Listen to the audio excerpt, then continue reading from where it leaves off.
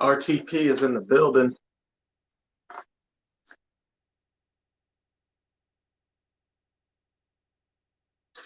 Yo, if you get a chance, let me know if my volume is good. It's one of those rare times I'm actually using my phone to do an indoor live stream. So I see RTP you in the building. Let me know if my volume is clear, because that's a real big deal. It's either great, let's get it. Excellent try. I'm looking, I'm using my TV so I can see the chat because my phone is being used for this live stream. So what it do? Volume is good. Good. Thanks, Amber. Need to know that. But we about to get it. What's good, family? Let me know what y'all up to. I'm gonna wait a minute or two for people to come in here. And grown man bottle of water, right? This is this is the Trader Joe's John. It's New Zealand artesian water. Y'all can see that, right? So when I go to Trader Joe's, this is the one I get. When I go to Wawa, I get the Ikea water. So most of the good water obviously is expensive though. You know, once you run up a mountain and grab that joint, you get the right to charge higher, right? Like $3 for a bottle. Audio sounds a bit wanky. I do not have a mic for it, but hopefully it's clear enough to rock, right? I hate when the sound is not clear. Some people said it's clear. Excellent Try said it's a bit wanky. I don't know. If it's clear to most people, then check the source of the sound. Sometimes sound is a little weird because you have sound coding in different things. And if the sound coding works different in one item, somebody will hear something different than another. Technically, it's all about how, usually if the Wi-Fi is good, it can decode multiple ways, so everybody should hear it clear. So we got it here. Russell Lawrence in the building. Amber Moonrocker, excellent try. RTP, JT Harden. What's good, y'all? I see y'all in the building. I am going to, yeah, connection can mess it up. Give me a second, y'all. I'm gonna let KT know I'm live in case he comes through. So 1 second.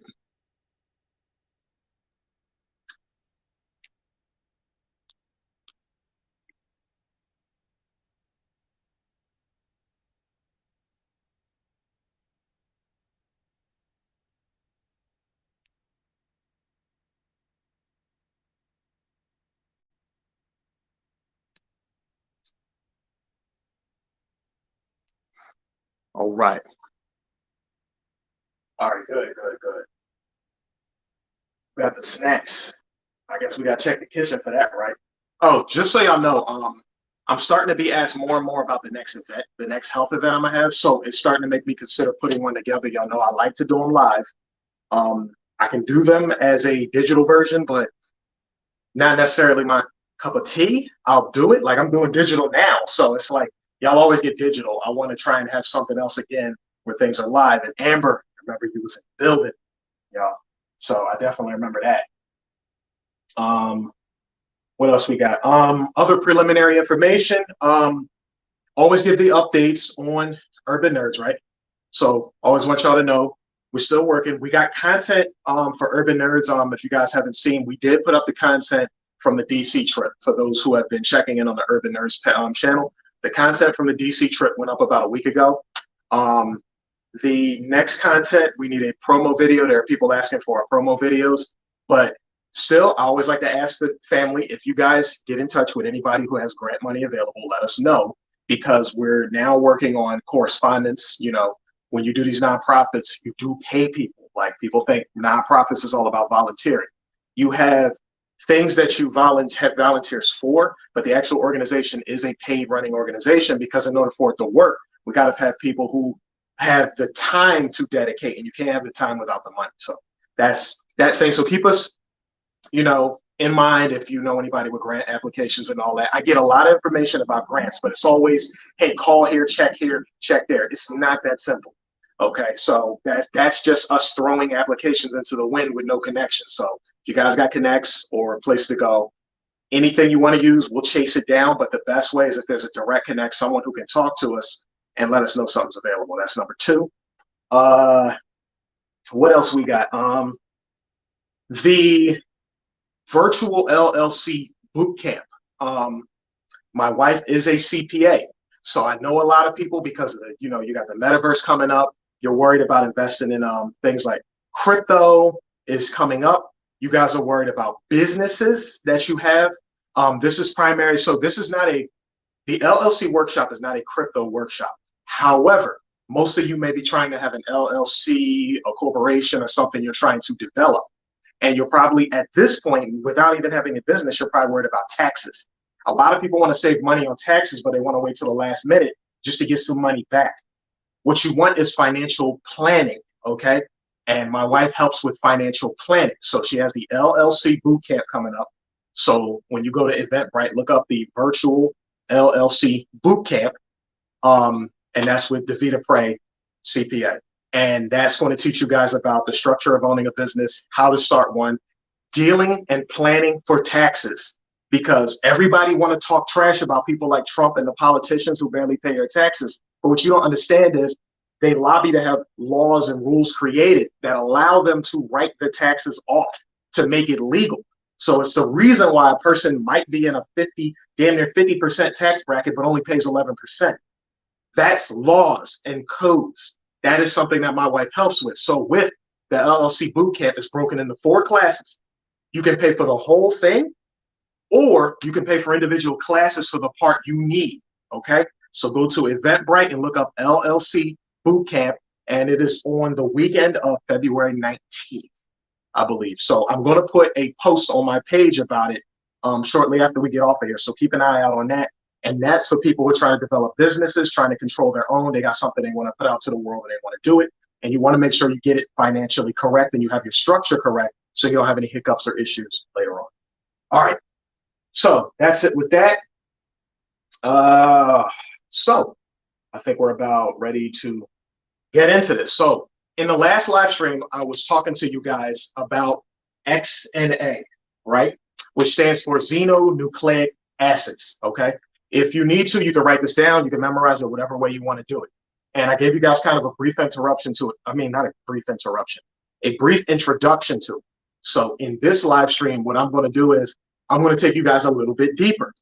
And then I'm going to do like, it's not going to be a live stream next time. It's going to be more of a, like a more entertaining presentation thing that I'm going to create in advance. And I'm going to put that up online so you have more visuals and pop and bang and circumstance and stuff going on. So it's always taking a level deeper. So this time we're going to go from, we started off, I gave you guys an introduction in the last live stream, it's about 30 minutes. And then in this one, we're going to go a little bit deeper. So at the very least, you can have a written understanding that I can use to illustrate some of the things that I was talking about on the last one and introduce some more concepts towards it. Okay. So, I guess what I'll do is I'll give you the info and then I'll let you guys ask questions because I'm always around to stick around and run my mouth a little bit longer. All right, cool. All right, so I got an eye on the chat. So if you guys ask anything, I'll always be able to see the chat. I got the chat right there on the screen on the side. I can't see it on the back of the phone, but whatever. All right, so here we go. Big dog, Philly OG, see you in the building. Black Voltron. All right, here we go. So the first thing you're going to want to know before you even get into XNA, while a while back, I went a lot into explaining the DNA cascade, starting with chromosomes, chromatin, the histone proteins that roll the whole thing up. So basically, life in and of itself is this really big ball of string rolled up on a spool. So if you guys have like extension cords at home and you have that thing that the roller you use to roll it up. So the histone proteins, you use histone as a, I like to use histones as a synonym for history, the history of the body, all wrapped and wound up into one. And those long strings of data that we call DNA, the actual string of it, they call it chromatin. So you got the chromosomes, which is, you take the histone proteins, which are rolling up all of the DNA in the form of like chromatin, right? When you look at like, I want you to think of like a ball of yarn, but it's shaped like an X. And then you got a ball of yarn shaped like a Y if you're a male, right? If you're a female, it's a double X. If you're male, so XY, right? So you got these chromosomes, which is this big walled up ball of string. And when we zoom in real close, we see these little spools that the chromatin, which is the wires, are rolled up on. Now, when you unroll those strings, it looks like a twisted ladder, which we're all familiar with, which is going to be the DNA, okay? So that's what the DNA is. So you have the chromosome, which is that X or Y shape, which is a big ball of yarn. And then the actual string that make up the big ball of yarn, we're going to call that chromatin, right? So chromosomes and then chromatin. And if you look closely at that balled up thing of yarn, the yarn passes through these spools, and we call those histone proteins, which actually wind up the chromatin, or what we would call the DNA. When we take the chromatin string, kind of like the string I got here, if it were a round string and I twist it to unravel it a little bit, it'll look like a twisted ladder. And like I said, that is the DNA. Now, from the twisted ladder of DNA, if I were to take a ladder and cut that ladder in half, right? So let's, I think you can see this. I'm not right-handed, so I'll go over here, right? You guys have, right? This is your twisted ladder. And that twisted ladder has rungs on it, right? Right, there we go. Now, if we take that ladder, we split it down the middle, we lay it on its side, we call that the RNA, right? So we know this. We're getting some basics before we go all in. That's our RNA. That's split in half, and that's laid down. All right? Everybody stay with me so far? Okay. So now you've gone from DNA, you've gone to RNA. Now, from here, you got mRNA. mRNA, the small m stands for message, which is now everyone has a high familiarity with it, at least if they've been paying attention, because we know that the newest vaccine structure is called an mRNA vaccine. Now, let's go all the way down the chain, and then I'll back up and start detailing the chain, right? So from the message, we have the DNA. I explained to you the chromosomes, the chromatin, the histone proteins, unraveling to create DNA. But now, starting from DNA, I want you to think about a library. So the DNA would be your library. There's a bunch of books on the shelf, right? Now, as we go, look at the books on the shelf, we're going to pull a book off the shelf, and we're going to call that the RNA. But weirdly enough, the RNA is written in a language that we cannot read it. At least this is the analogy that I'm going to use. We can't read the message of the RNA. We need a translator. And even though it's not written in here, there's something in between this little section right here. And I'm going to write it next to mRNA. I'm going to put tRNA, okay? Slash there. So you know that they're separate. Why? Because when we look at that book of RNA code, we can't quite read it. It's in a message that we don't understand. So since it's in a message we don't understand, we're going to translate the message. So tRNA, okay? And then after we translate the message, we have the message, okay? So we went from a language we couldn't understand to a language we can understand, and now we have the message. I like to call the message a message of instructions. It's no different than if you have an item in your house like this stand or bookshelves and stuff like that you got to put together. You have to have instructions for it. The purpose of translation is so that you can get a message, and the message is instructions. Why do we have instructions? Just like anything, we need instructions to build something. To build what? Right there. To build peptides and proteins. Proteins, because they are a longer string of peptides, they like to call them polypeptides, because peptides is a short string of amino acids, okay? So we're starting to build on what it is we're saying right now. So peptide is a small chain string of amino acids. A protein is a longer string. Multiple proteins or peptides together is a polypeptide. So a bunch of short strings of amino acids are polypeptides, many peptides, okay?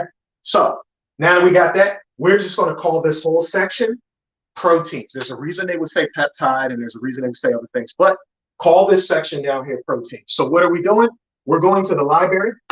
We're pulling a book off the shelf. We can't read the book on the shelf, so we get a translator. The translator brings us back a message so we can read the book. We read the book, aka the instructions, so that we can create something off of it called a protein. Okay, there's your generic cascade. So we start with that. We start with the basics. We start with the normal stuff. Y'all are following me. Give me a thumbs up. Let me know that everything is good. We keep on going.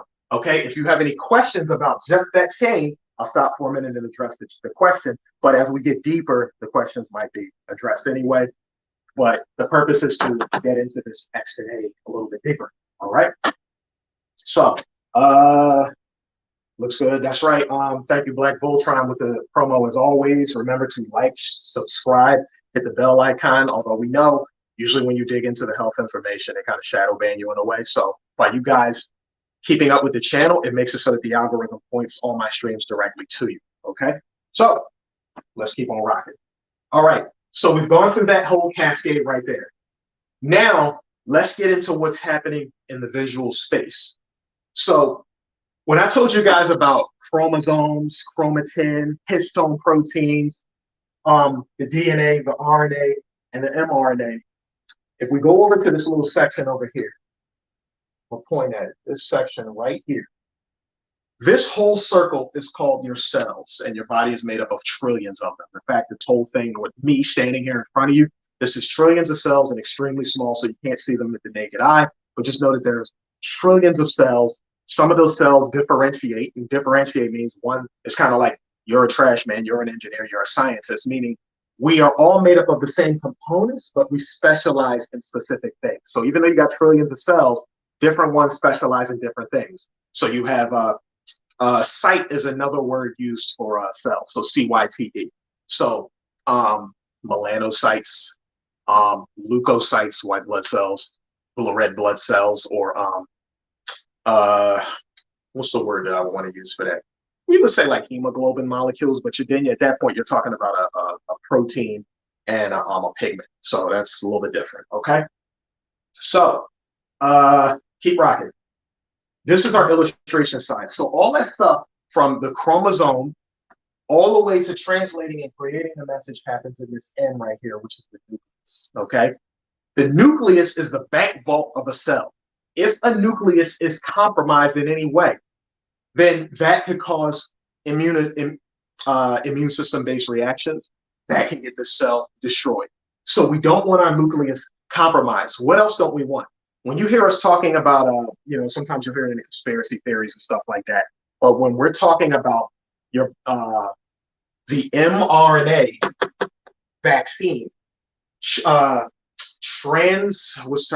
retro translating back into DNA. So instead of moving down this way, moving back this way, you put this into the body, and then there is a way, what they call like how HIV is called a retrovirus. So you got retro transcription.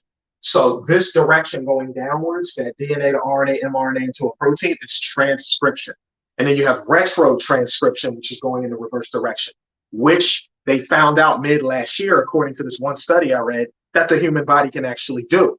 Now, it is specified under which conditions it can do it. So you might want to do your research on that. So you can't apply it to everything. You got to find out what specifically it has the ability to do. But prior to that vaccine being released, they were actually saying that the vaccine cannot retrotranscribe and go back to DNA, because if it does, then it's in the vault, which once it's in the vault and in the library is telling the body how to respond to the environment.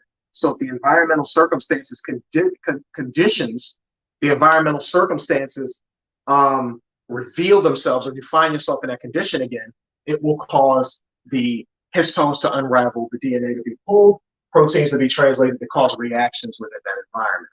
Because that's what DNA's library is for. It's the body has a genetic library on how to respond in the environment that we call the world, or whichever part of the world you've been in or your ancestors have been in. You have a library explaining how to react. Okay, reverse transcriptase, RTP, right on point with it. That Ashe, reverse transcription, I said. So he said reverse transcriptase is an enzyme, and we're going to get into more on enzymes in a little bit. Okay, so that nucleus is very important. We don't want things that are bad for our body becoming coded into our library, aka our DNA, because it will cause our body to have that reaction. So let's say somehow a virus comes into the body, and in cold conditions, it tells your body to make the blood pool into your head, causing this huge hemorrhage inside of the head, which can give you a headache, seizure, death, and all kinds of stuff, right?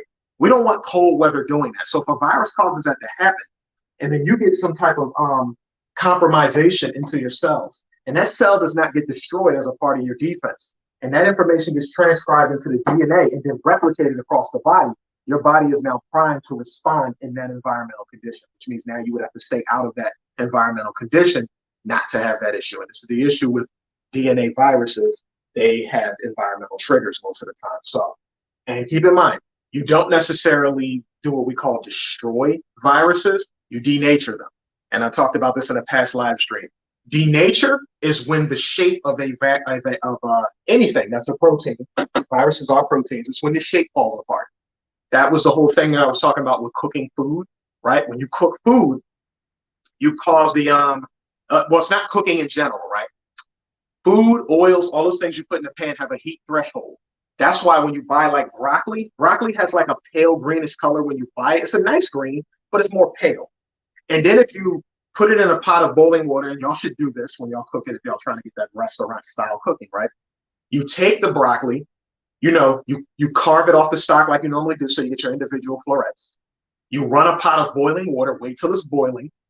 You throw the broccoli into the pot of boiling water for 1 minute exactly. When it comes out of the pot, you need to have a bowl of ice water prepared, a large one that will fit all your broccoli. As soon as it comes out of the hot water, you immediately dump it into the cold water. After a couple of minutes, you're going to notice that the broccoli turns vibrant green, which means the proteins have loosened up, which help make them more bioavailable because of the heat. That's why heat helps in cooking. Now, if I overboil it, because remember, even though I finally got my vibrant green color, I got it in a cold dish. I don't want to eat it cold. So what am I going to do? Now when I make my stir fry, I'm going to toss that cold broccoli in with the other stuff, the peppers and garlic and onions and all that stuff that I'm stir frying. I'm going to toss the broccoli back into a saute pan now with the rest of the veggies and herbs and all that to finish it out, which should take about 2 minutes. So now I finished the cooking process just to get it hot again to go along with the rest of the stir fry. If I overcook the broccoli, it starts to turn the wrong color. Most people will notice that from green, it will have edges that turn yellow, then it will turn brown, then it will turn black.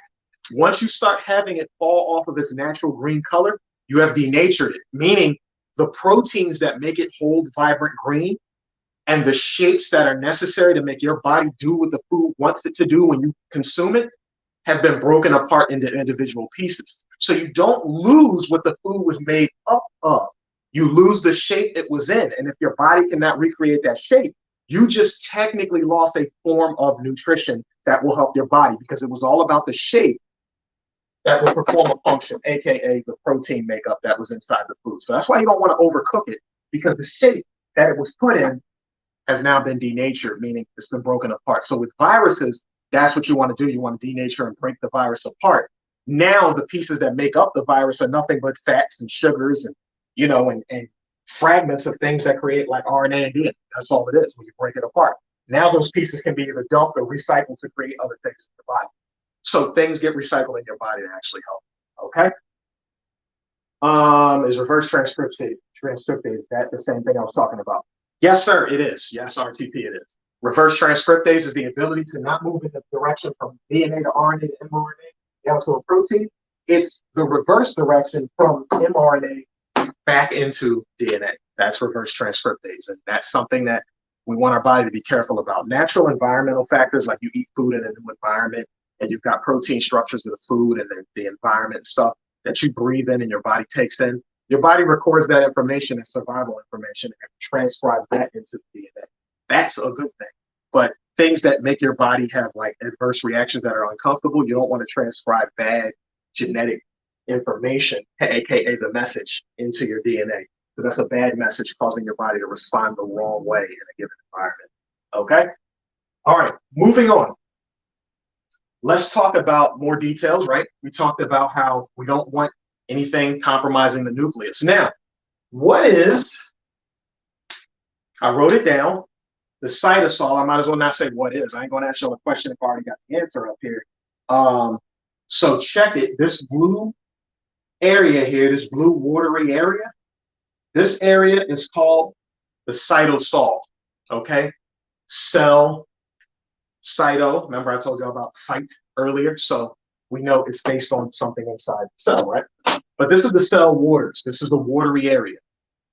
When the vaccine is injected into the muscle cells, or injected into the muscle, as they say, the key is for the mRNA message to reach the cytosol. The mRNA message is not made in the cytosol.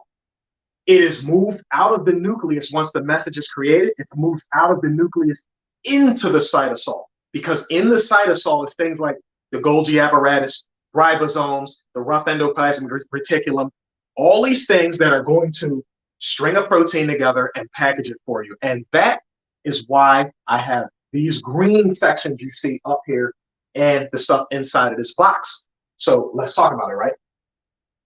So DNA, right? When we look at the rungs of the ladder, these rungs of the ladder are actually split. They're not one full rung. They're made up of something, okay? So let's do something like this. Let's put another color here. Think we got to say green, right?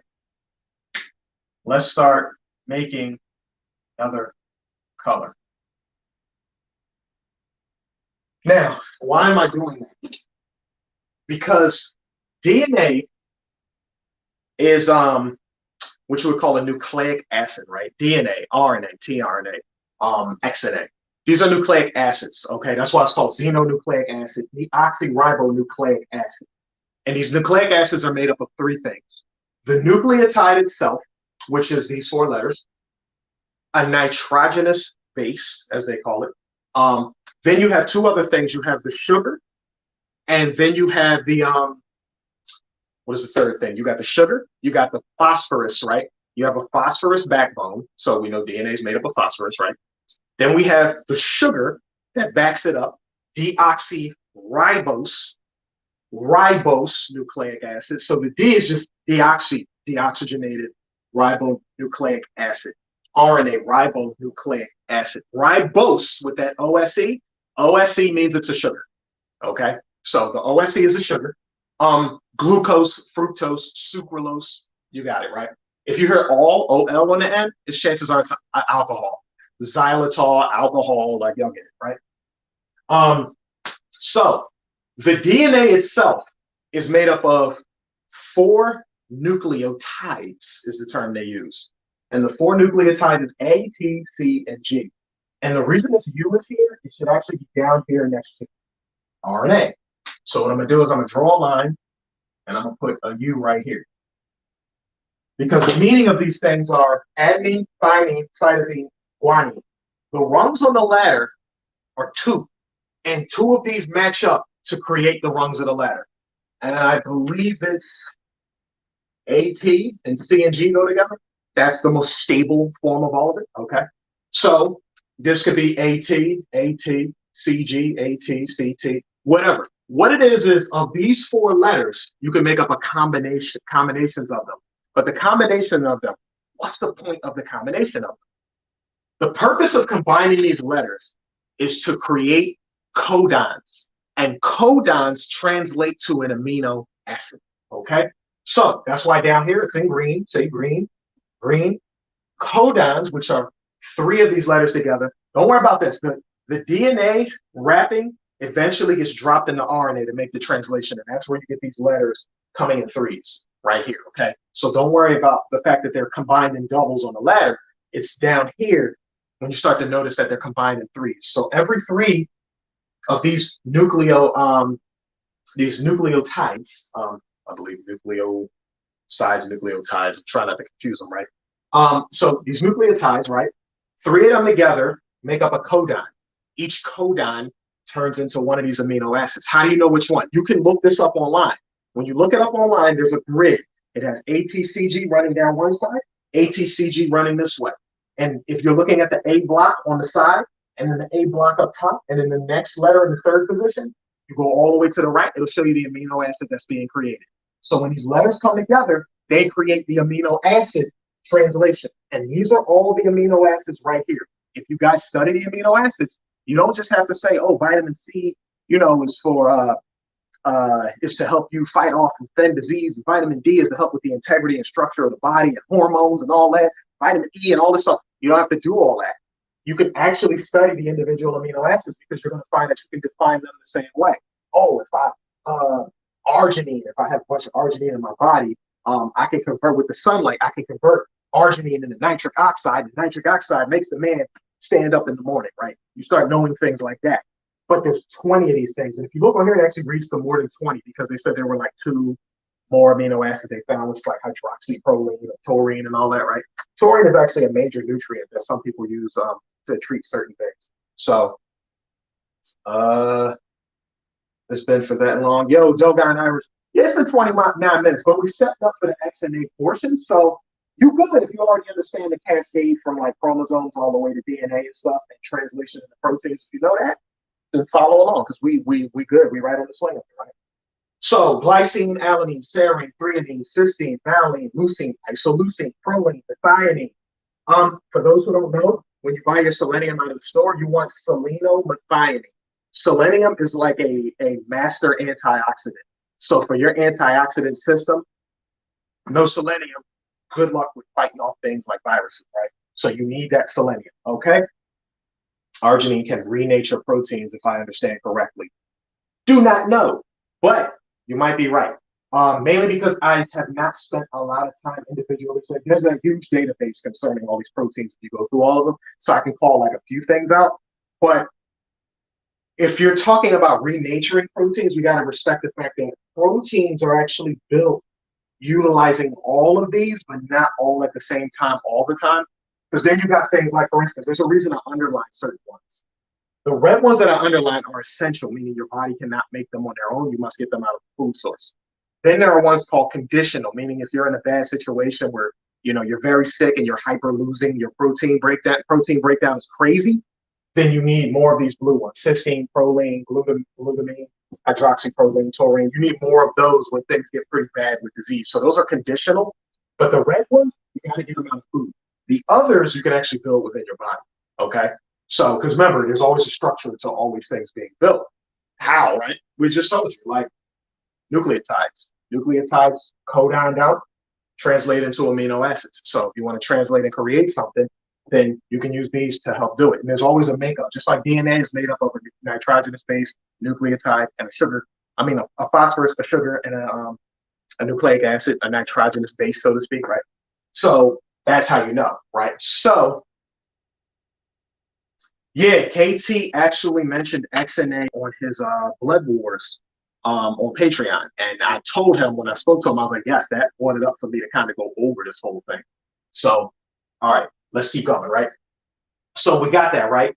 Codons translate into amino acids. And this chain of dots I have up here is it's just a general string of amino acids. It doesn't have to be this many long. I just made it 8 because I could.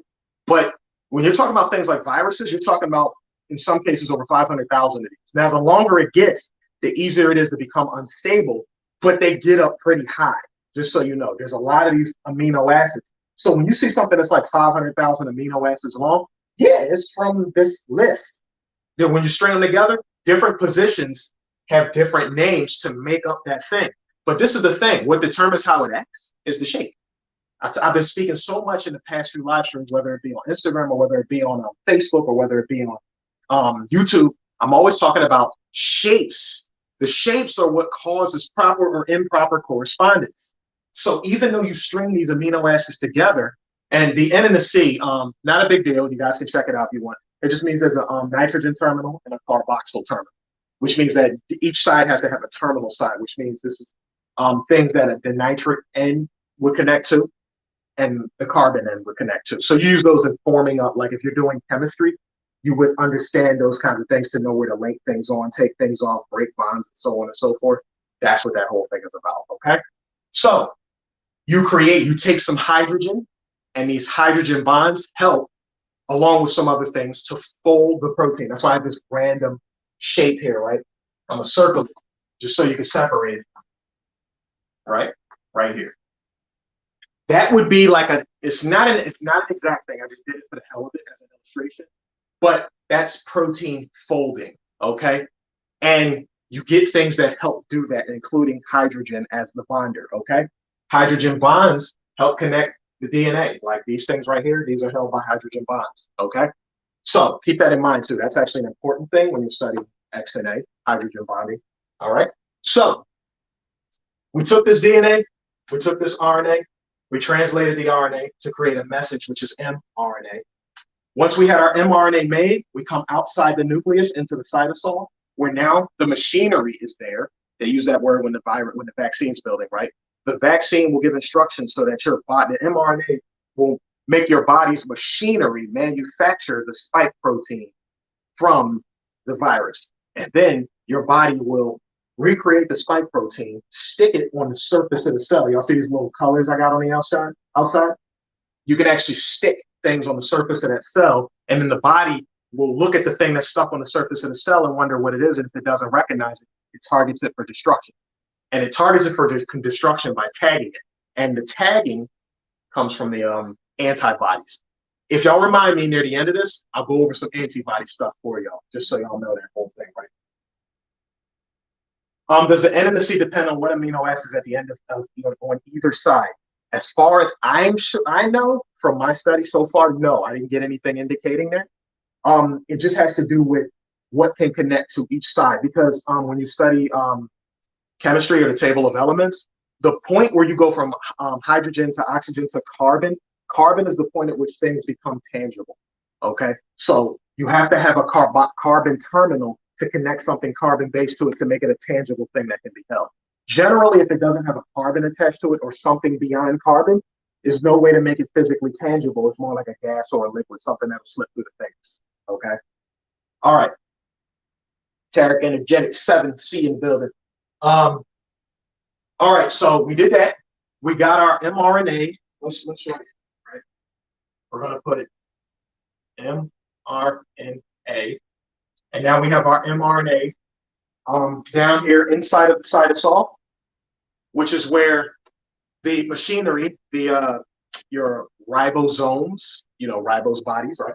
They'll come, pick up the instructions, and they'll start using machinery like the Golgi apparatus, the rough endoplasmic reticulum to create the protein, package it, and once it packages it, there's these little equal signs I got on the edge. It ships it out into the bloodstream so that can go to where it needs to go as a protein. So your hair has protein in it, skin got protein in it. A lot of stuff is proteins. Enzymes are a type of protein, globular proteins like hemoglobin, right?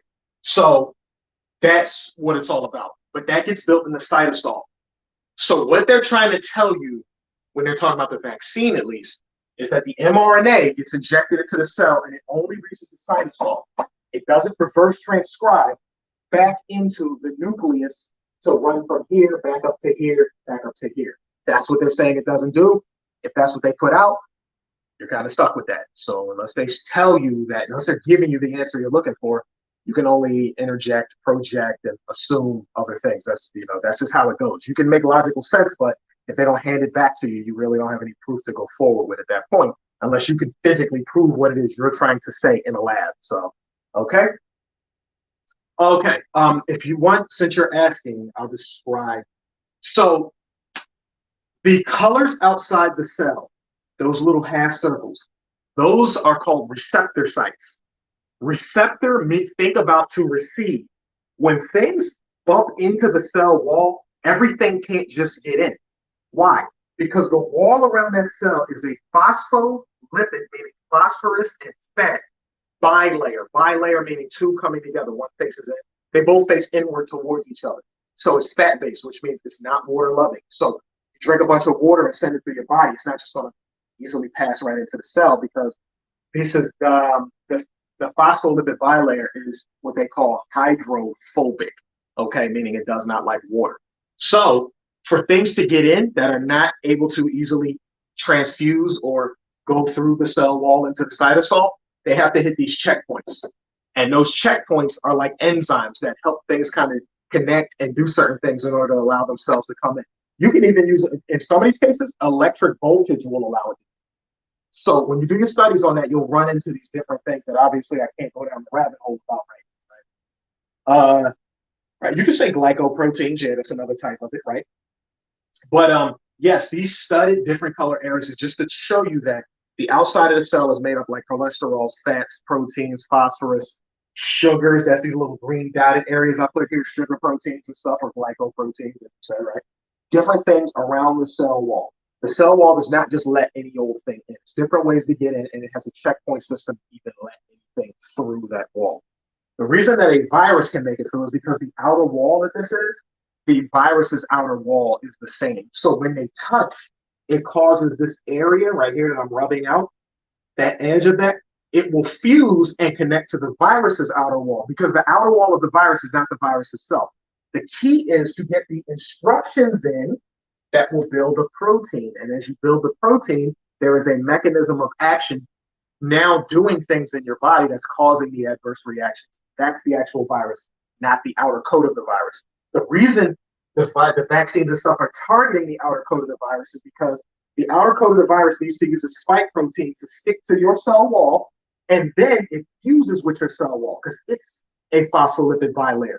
So two phospholipid bilayers, when the spike protein sticks, it causes the walls to fuse and then open up a bridge. And that bridge allows the vaccine into the cytosol, where again, it's picking up where your mRNA picks up. It's in the cytosol. So now, what's the purpose of the cytosol? They're like, we the factory, we the machine. If instructions come in, there's nothing telling us not to build, because it got in. The fact that it got in says, hey, new instructions, build a protein. It builds the protein, all of a sudden, stuff starts going wrong because that protein exists.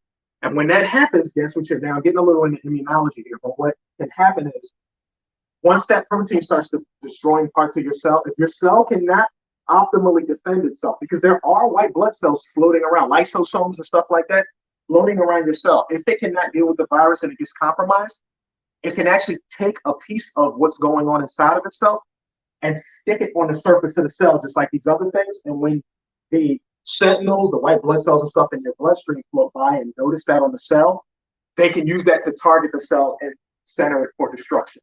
You got oxidative burst, complement protein, natural killer cells, B cells, plasma cells. You got a whole lot going on that will make sure that if a cell is at the point of no return, that it can be destroyed so that the virus particles can pretty much be everywhere and get cleaned up by the viruses and stuff, right? Yeah. That's right. Checkpoints like security does at the club. That's what the edge of the cell wall does. Cool. All right.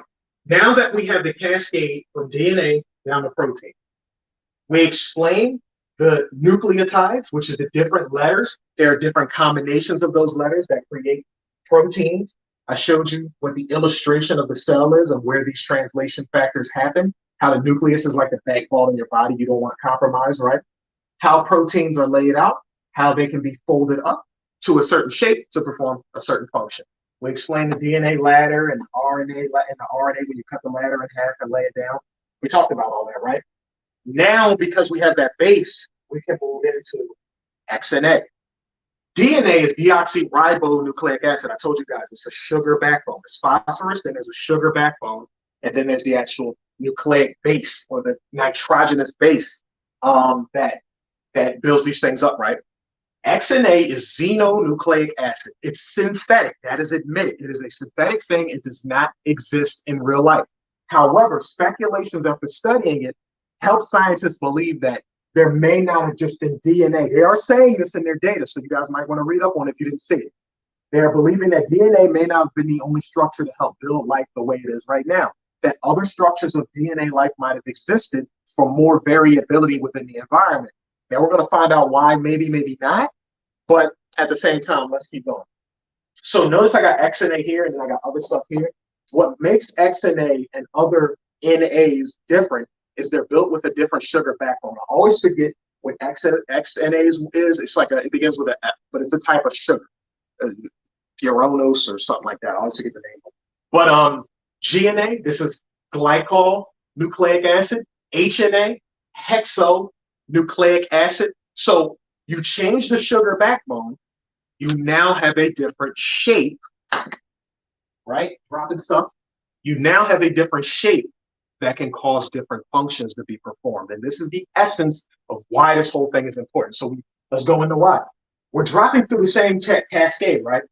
XNA is capable of interfacing or at least understanding what is going on with ATCG because it's included in always. ATCG is an automatic. And when it becomes RNA, the U is included, okay? Because then at that point, thymine can become uracil, but that's in the RNA point, not at the DNA point. What makes XNA and other forms of xenobiology important is the fact that they encode for more than just 4 letters. They encode for 6. So The reason why I have the P and N, I found out, okay, I need to get more info on this P and N. But I found it in these weirdly coded names that they had on there when it had to do with possibilities of it working in biology. In vitro, not vivo. In vitro is in a petri dish, and vivo is in the body. Okay. And Inky probably taught, I mean, not Inky, KT taught y'all about in silico, which is something they do on a computer. Okay. Which will probably be a lot of this XNA and xenobiology, like CRISPR, right? And stuff like that you can do on a computer. All right, no questions. Let's keep going. So the PNN, I just so y'all know in advance, I ran into info that showed PNN attached to something called small d ATP and small d GTP. Now, those of you who do your studies on like how the body is powered, you know ATP is adenosine triphosphate. I didn't find out if that's what they meant by those 3 letters, but the GTP and ATP are very specific. So chances are that's what they were talking about. But I'm noticing that PNN might have something to do with mitochondrial DNA. It might be attached to mitochondria. So let's keep going. What is the X and Y? The X and Y is because they have successfully integrated XNA into bacteria, E. coli to be specific. And in the E. coli, they were able to get it to translate all the way down into certain proteins. But here's an issue with that. Our foods, our plants can have actual nucleotide analogs and stuff like that in it. The problem is there's no such thing as an synthetic. There's no such thing as an XNA code for genetic life in the environment right now. So when you put that into a human body, it doesn't do anything. The XNA is capable of much, but your body doesn't have any of those enzymes to interface with it. So it can't translate anything. And the problem is, even if it could, you don't know what you would get. That's one of the things they're being cautious about. Okay. They did a mitochondrial transplant as well. Are you saying they did that, or you don't know, or you're just saying that off of what I'm saying? I'm just saying it comes across the way they wrote that article like they did, because the fact that I would see DGTP and DATP is mitochondrial related, because my mitochondrial job is to recycle phosphorus. So if I see that, that's kind of what it's got me thinking. So you might be right on that, right? So if you found that, cool. Right, the software of the body isn't updated yet. You could call that a type of software, but here's the thing. You could call it technology, you can call it science. It's actual biology. It's synthetic biology. It's xenobiology. It's actually biological. It's not chips being used. It's not wiring. It's genetic code. It's the same thing your genetics are made up of. They just change the sugar. Because they change the sugar, they can get more letters. And because you can get more letters, what's the issue with that? It's imagine the possibilities, and then there's imagine the possibilities. So it's two-sided. It's they used to call it dual function studies, then it became gain of function studies. There was this big argument over be careful about what you name the types of studies because it would confuse people apparently. But dual function meant that it had a good and bad reason. This could be good depending on who you are. Knowing the way the world moves and just keeping up with the Joneses, this could be a good thing. But the bad part is the unknowns. If you're in that generation going through the unknowns, you can reap the negative side of it before people get it right. And, you know, they're the type that say, we just want to keep going and going until we get it right. So it's here, right? So, yeah, it's biotechnology, right? But with 6 nucleotides, you're not just translating this anymore. So see on here, you're talking about 64 possibilities. You're talking about taking those 4 and making multiple combinations of 3 so you can get these different types of things, right? If we're talking about 3 and we're talking about 20 of these, which there's an extra 2 that they don't normally mention. They just talk about the general 20. But you take the general 20, you got 3 make up a codon, you get 64 possibilities. So 20 times 3, you got 60 plus the few extras, right? I'm assuming that's the way they put it, right? Just going off the top of the dome right now. But this is the thing. You add on 2 more letters, now you can either have a shorter or a longer codon, but either way you get more combinations. More combinations means if it's a synthetic XNA, it's going to be synthetic protein. And all the things in the middle are going to be synthetic. So the problem is food don't have those things in it. So one of the problems they ran into is if you don't create the synthetic food to go with the synthetic genetic code, the biological organism will die. So it has to feed on things that are synthetic. Do y'all, me saying that, do y'all kind of see what I'm saying? Do y'all see how far down the rabbit hole things can really go? It can get to the point where you fool with it too much. Very little of the original biological life, a whole lot of synthetic stuff and keeping up with the Joneses. Oh man, we got to make this synthetic food to keep ourselves fed. But the fact they can make synthetic food, all they need is a recycling way of doing it. And now you have this forever living body if you throw in a little bit of technology with it. Because remember, we don't know. I know, right? You see how it is? They will get there because that's what they're looking for. And this isn't like, we're not talking about conspiracy and impossibility. I'm literally telling y'all what they are doing right now. For anybody in this chat that's getting a little skeptical, see how many, 24 watching right now? Yeah, 24 of y'all in here right now. You got to recognize that this shit is real. Like, this ain't some case of, they trying and this and that. This is all real right now. The only trying part is biology has no human so far, no living organism like a human has been able to use XNA to translate, to be, what's the missing thing I'm talking about here? The enzymes are missing. In order for you to move from DNA down the chain, you have what they call polymerases. And polymerases are used in the PCR test, polymerase chain reaction test, right? Polymerases, because we got that ashe on the end, polymerase, ashe, ASE, because we have that on the end, it's an enzyme. Enzymes speed things up or slow things down. They make things happen. They are a type of protein. So what they do is they help create shapes or break down shapes. So they perform less or more functions, okay?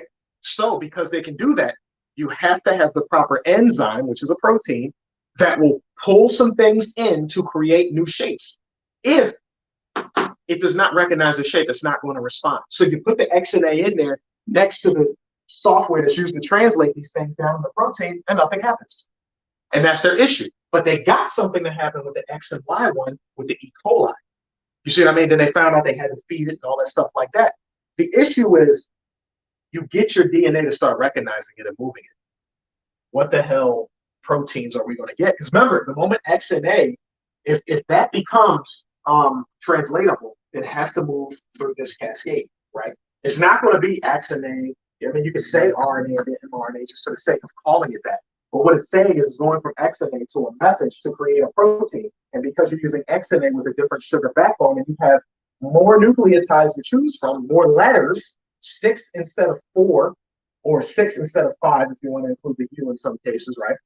You get more combinations and more combinations, more of these, which means the body can have more things going on with it. And just like I was saying in the last one, it's far-fetched. If you can look at it going forward, you're thinking mutants, you're thinking X-Men, you're thinking all that stuff. And with this, it becomes a far future possibility. Because the question then becomes, when you start translating these things, if this is synthetic, this X and A is synthetic, we can get synthetic letters. And we can code and program lettering to do what? Maybe perhaps learn how to stack iron. So now there is an actual Iron Man, not like the one in X-Men, but the person's skin is actual iron. Like, who knows? The skin maybe it translates to the point where somebody can withstand 5,000 degree heat. But then there's no 5,000 degree heat place they can stay in unless they stay near a volcano all the time, right? Something that can actually hold a decent temperature, not too far above, not too far below.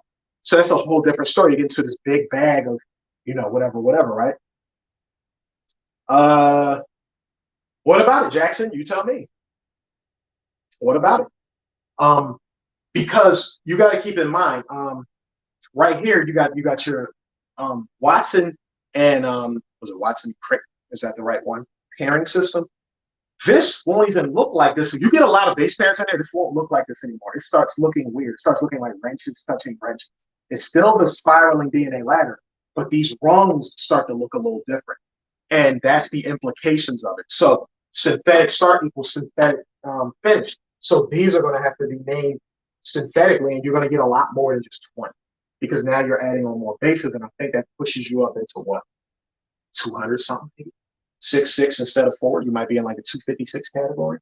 But either way, you get far more categories to create new proteins, new amino acids, which can be folded into new proteins. And when you fold it into new proteins, you now have new shapes based on larger amounts of letters. Now, what's the downfall of that, which can be an issue? Well, not even to say a download. It kind of is what it is, right? What happens in the case of like what happens with viruses, right? So if you have this code making a protein, and we know that mRNA is injected into here to create a protein, and we know that mutated viruses come from the amino acids changing in the string. What happens when you get different strings of amino acids that are synthetic, and then that string changes, and somehow you got your DNA to react to that? What could happen with that? How much sickness? How much change? What could we wind up with? A cat human? We could wind up with a cat alligator. We could wind up with a bear with a human face. I don't know. I'm being extreme to get the point across that they don't know what they would get, because okay, you translate into proteins, but what happens when the proteins that are translated start bumping into each other? Now what? Is that going to cause an instant destruction of what it is you created? Like, oh, we got it to translate. Now the person has chameleon-like eyes. Their eyes can change color depending on the environmental circumstance and tell us things. But then they breathe pollen from a tree and it sticks to their eye and they can't see. But the implications are, you're talking about biology. There's already millions of words related to biology. There's already trillions of cells. There's already like trillions of functions that go on within these things. So when one cascade starts, you got to deal with all that. So that math, crazy, right? Let's see what y'all say. Yeah, new amino acids, new diseases, but new possibilities. That's the dual function side of it, right? Computer power that doubles every 2 years. So I said 30 years, they will be able to sequence all the combinations in a computer to see what they could do. Perhaps. I guess it depends on how deep down the rabbit hole, like what determines the double, because that's true, right? Every in I don't even know, was Moore's law every 2 years or what, or were they saying you double the progress in half the time? So if it took 50, if we started on year 1, we created something on year 50, in year 75, which is half the time, we would double the progress of year 50.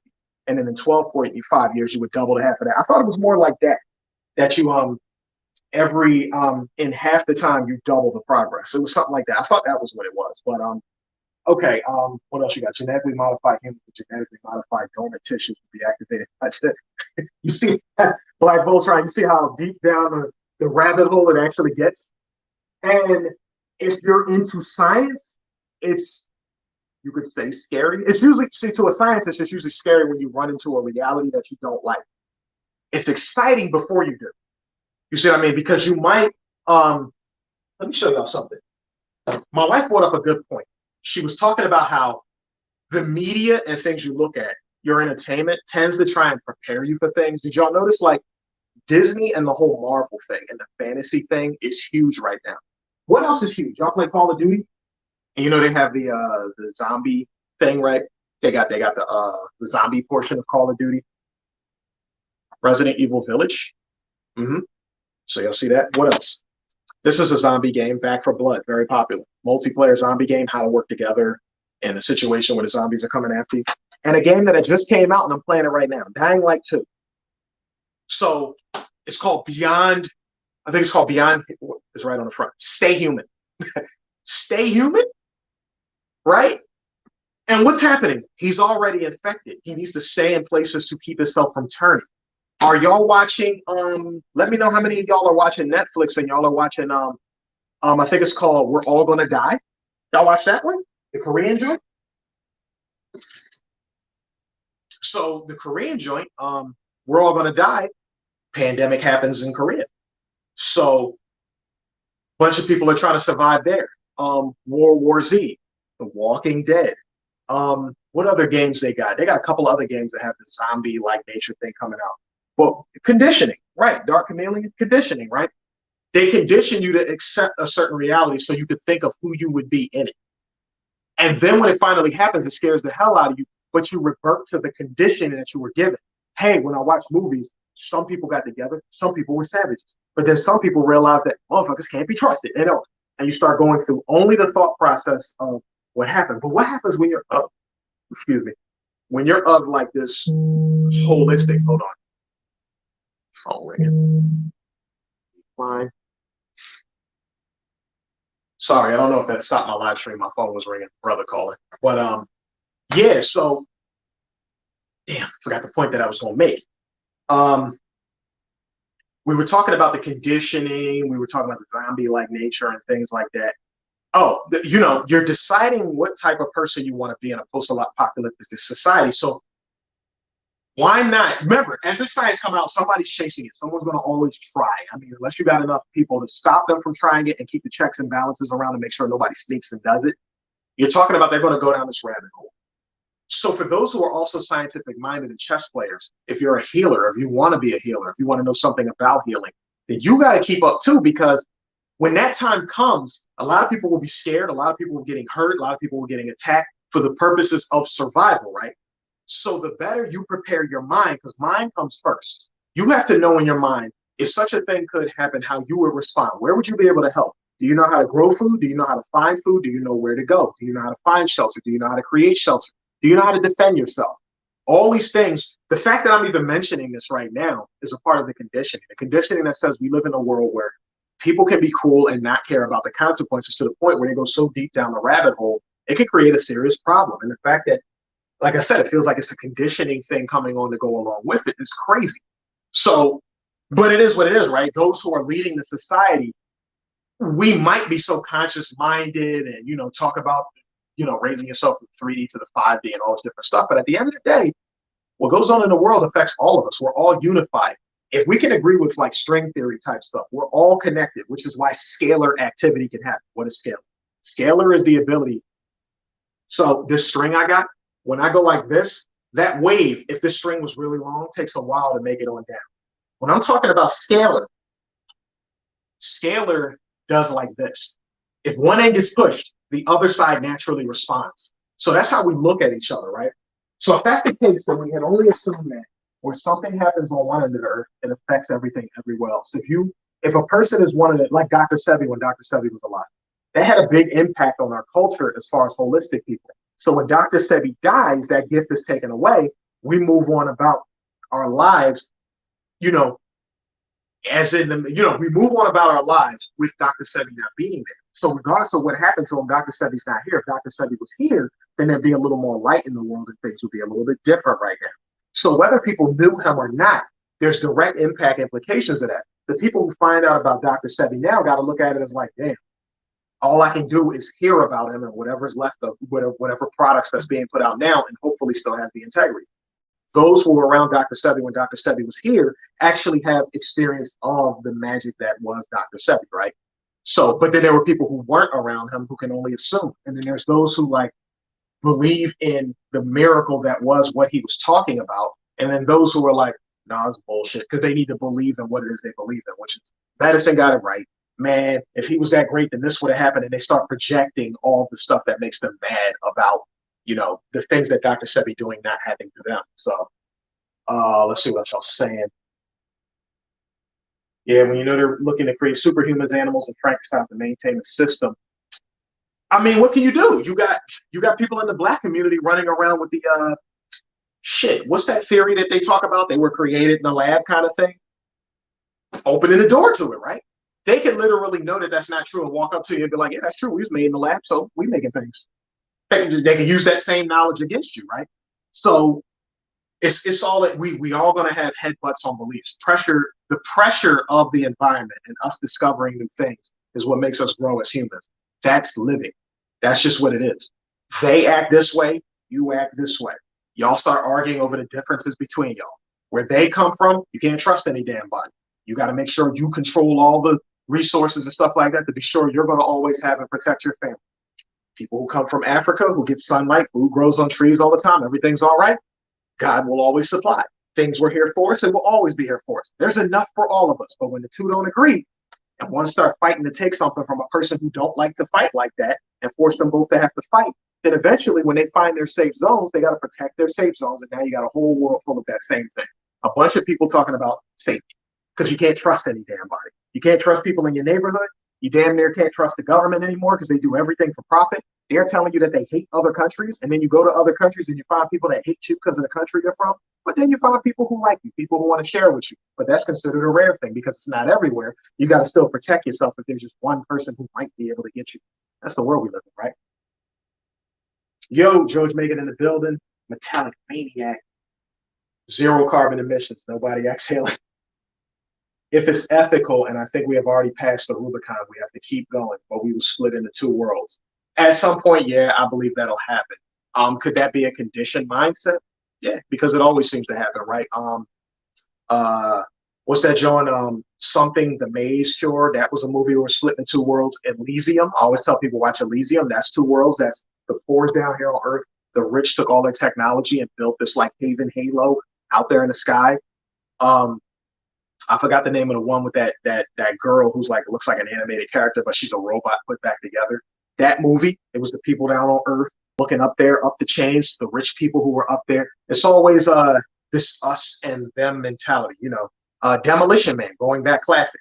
The people who are a headache to the civilized society above ground. The headache people are below ground. They're free, but they might starve to death. And they're rebelling against the people above ground who have harmony, but you know, it's an uptight society. Like you eat little amounts of food, and Taco Bell's the greatest place in the world. And they listen to mini tunes on the commercials, things that like soft and kitty like. And if you curse, you get fined for it, like all that kind of stuff, right? Yeah, Black Voltron, salute to you too, sir. Uh, what else we got? What else did they have attached? That is the I think we went down that rabbit hole. That is the gist of our whiteboard discussion with X and A. DNA, everything in the world, your food sources, your environment can be translated. You can eat from your environment. You can do what you need to do. Most of your problems that need to be solved come from the current environment. They're saying that X and A gives us a peek into a world where there might have been once something else besides X and A. I mean, besides DNA, deoxyribonucleic acid. It could have been HNA. It could have been PNA. They got another one. I forgot what the heck PNA was. That was another one. And then you got GNA, like I said, glycol nucleic acid, hexose nucleic acid, another sugar backbone. They just changed the sugar backbone on it, and you get a different expression of letters to go along with the first four, which make it so that you can translate into different protein possibilities or amino acid possibilities, and these amino acids create protein. So synthetic DNA, which is X and A, can turn into additional letters, which can turn into synthetic amino acids, which can turn into synthetic list of amino acids into synthetic protein. Synthetic protein cannot be digested by a natural body, which means you have to create unnatural food, unnatural environment to help make it survive. Unless, which right now they have ideas on how to do it. They might try these in the future. They have ideas on how to make our genetic code, how to create enzymes, which is a type of protein, that will help our body's polymerases read X and A. And so that your DNA can translate the X and A. But for now, this is the part that I forgot to mention. They're saying it has implications on treatment. Because of the fact that X and A, number one, it can actually hold a lot more information. So if our DNA, like I think you can hold like our entire world history on a portion of a string of DNA, like just a portion of this junk, on one strand, you can hold all of the world's history on it. That's how much it can hold. X and A can hold a lot more. So that's the first thing. It gets the extra codon so it can translate into more proteins, although they may be synthetic and cause problems. That's another thing it can do. So being that it can do all those things, the fact that X and A cannot be, enzymes cannot translate it in your DNA, it can actually be used as a shield and a block. So you can actually encode X and A to sit in certain places so that when viral codes get injected into your body, the X and A is standing right there and it's trying to fuse and connect to it, and it won't work. So X and A can be used as a shield to keep things from happening in your body. So that's one of the positive things that they found that can be done with it. So what else can it be done? It can be used as code to create translational regions to eliminate things like cancers from happening because it doesn't code for natural things. So anything naturally that would happen, you can change it using the X and A code. So you can reprogram and see what type of amino acid and shape sequences you can create to cause certain things to happen. But remember, for every shape you create, it has a cascade into every other shape that already exists within the body. Chances are, if they're going to make this work, they're going to probably do it with something completely synthetic first. And then if it just so happens to go in a human, they have a synthetic being that if somehow they destroy all humans. The synthetic being will carry the way of society, I guess. It is a lot of ways it can go, man. It's crazy. So for every cause, there is effect. That is correct. Genetic enhancement already in the works. First sports, entertainment, then medicine, then interact, then pay per function. Jail inside the body, free labor. Yeah, especially if they can get this metaverse thing to work and they can get us all trapped inside of our homes. They've already dumbed down our activity level. Like you don't even get up, you don't even go to the store. Like people want to drive to the corner store, right? Like people want to drive and do things that are not instantly nearby. Like even if it's only a couple of blocks away, I want to drive to park and then drive back. And then some people get discouraged because they can't park in some of the places they go, so they just don't move at all. Exercising used to happen outside. It used to be a way of life. You had to use your hands and your body to put things together to actually do things. Now you just walk into a classroom, you walk into a gym. Even the gym is kind of unnatural because everything is a linear workout, right? And you have to go back to calisthenics, when you're doing suicides and push-ups and planks and pull-ups and stuff. The bar parks are helping keep some of these things alive, but you get my point, right? It's a lazier way of doing a lot of things in life. Has its advantages, so you can focus on more higher level scientific things. But again, one of the common concepts in the Bible they talked about is in the end, all will be revealed. So if it's a possibility, a thought within the mind, chances are somebody's going to chase it. That's why we had to go through that whole thing with ethical, what did they call it? The ethical pedophiles. Like, yeah, we are, and we admit it, we cool, and we shouldn't be discriminated against. We just don't act on it. We just, it's the way we feel. It's I guess an issue for them. So that's a whole other thing, right? So, all right, peoples, that's the end of that part. That is our X and A presentation right there. Give you guys a little bonus stuff, antibody stuff, right? Name drop alert, you and KT are planning on getting up in the morning and hitting calisthenics in the park. Hey, why not, right? Moon rocker with it. Do it.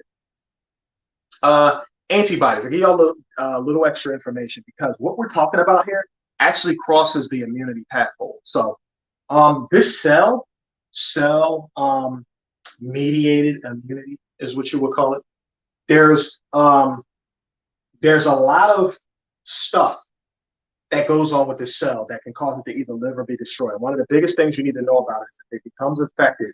There's actually, I didn't draw it on here, but there's something called MH1 and MH2 complex. All nucleated cell bodies, meaning all cells with a nucleus in the middle, have what they call an MH. Which one is it? MH1, MH2. One of the MHs, but it stands for major histocompatibility complex. And what happens is one of them lets your body know it's you. The other one is for foreign invaders. And it's like this tag that sticks out here. And if something is inside of one of them, it lets the body know you're waving like the white flag, so to speak, to let the body know that you have been compromised, it must come in. And you'll get these certain cells that will come and puncture the cell, and then you'll get these perforins, something called granzymes will come in and help destroy the cell. And that's one of the ways you can keep the virus from spreading to nearby cells.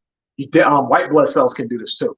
When cells get infected, sometimes they can't help themselves and they have no way of notifying the cells next to it. So if they can do things like they can take some of their genetic material and they can actually put that on the cell surface and distribute that out so the nearby cells know what's going on. So there's a communication network to your immunity. So it's a lot that goes on, and we're the ones who compromise that. We compromise it, and then there's certain things that they may do in the world to create artificial, scenarios in the environment. And if we don't stay in the environment and keep up with what's going on by eating the plants that are grown in the garden, because remember, plants can't run. When things change in the environment, plants and all that, you're changing your food, you're changing your water, and the things that are inside the air and around you. Your body has to be outside to pick those things up. So when you go to sleep, it has time to change your inner workings, to change what's going on inside of you to match what's going on.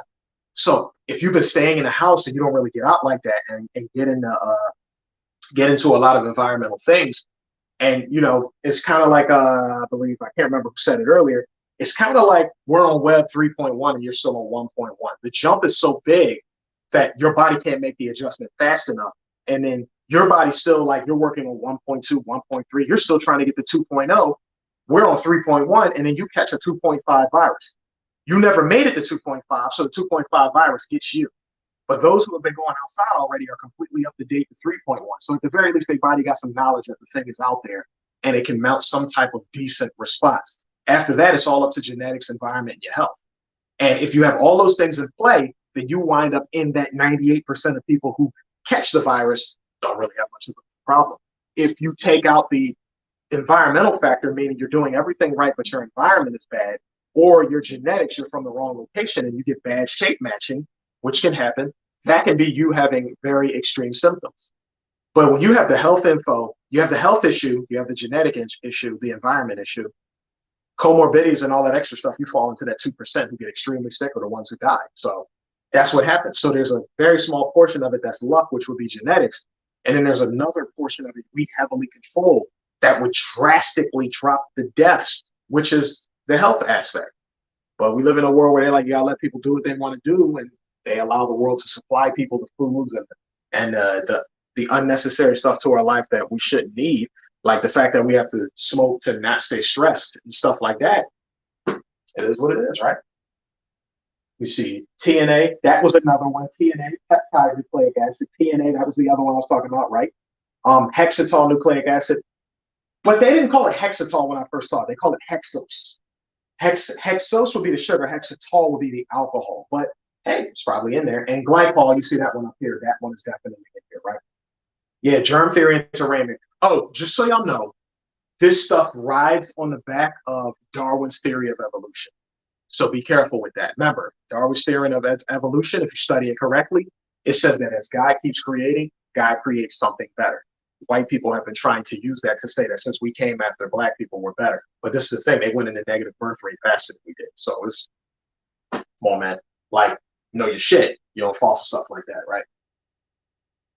Animal 1, human 1 equals 2. 1 plus 1 equals 2. But we got animal 0 plus human 1 equals 0 plus 1 equals 2.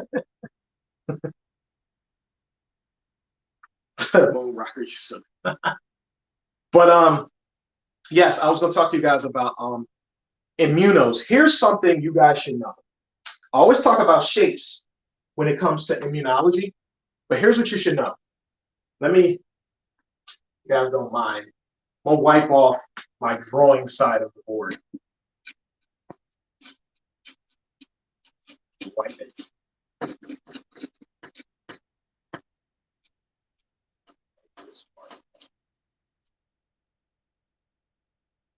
There are, when you guys hear antibodies, there are different types. We always think of antibodies, you know, the Y-shaped thing that floats around the body and neutralizes viruses and stuff like that.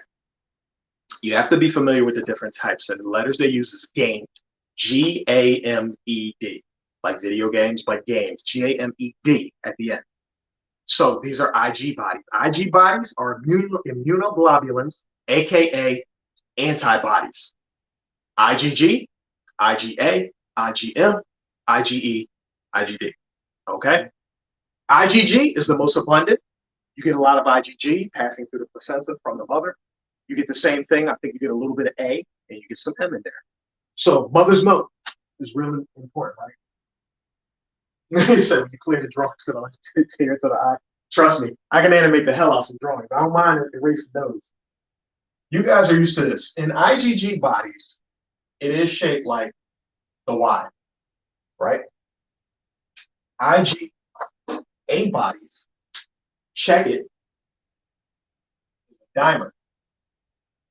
Connects here. Gained with the M, right? IgM, pentamer. Up, here, here, here, here. E, generally still the same thing. E is going to be a standard and D is going to be a standard. E works with eosinophils. Eosinophils is one of the ways you can tell if you have an allergic reaction. So circle that already. So I said it was called GAMED, right? G-A-M-E-D.